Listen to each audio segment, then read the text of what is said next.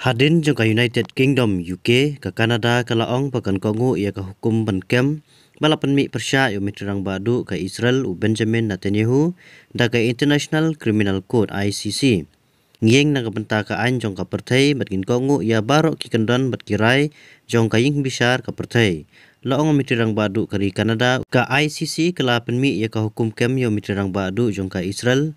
Badiau Menteri Kampoying Berim Jong Uyop Galan ha kasito ding namar ki kamrunar persya ya kalong beriu man beriu balale nadu balas dang katma Israel Hamas palat shis nem menshua kabalami na kajinghir tma jong kenhun leno Palestine ke Hamas ha kanyo trek urisau arja apply.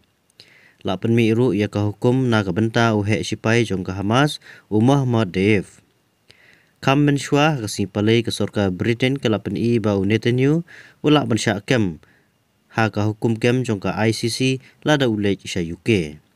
Baro artli kiri ka UK bat Kanada kide ki benta jongka Five Eyes ka kenhun wat benya ka bakentop ru da ka Australia New Zealand bat kari Amerika kiwe pat kiri ki bela menjur ban bot renti ya kene karai jongka ICC ki kentop ka Belgium, European Union, France, Iran, Ireland, Jordan, Netherlands, Norway, Sweden, South Africa, Switzerland bat Turki nalor kiwe. Kiwe pat gitu khat bakongsan jongka Five Eyes ke US kelapan pau bagi penmi jongka ICC yaki hukum ban kem persya iki nongilam ke Israel kalong ke besngu syirkai ong Presiden Joe Biden hak kerwa. Susu ulayai ban to ai bangan kan syai sasisin aka ke baka ICC kelak ban pau kapnan ke jingya rengkat omdan hapdeng ke Israel bat ke Hamas ngin ya yeng rengkat bat ke Israel persya yaki jingma ya ke jing sungai jongka lapan rap susu hak kerwa.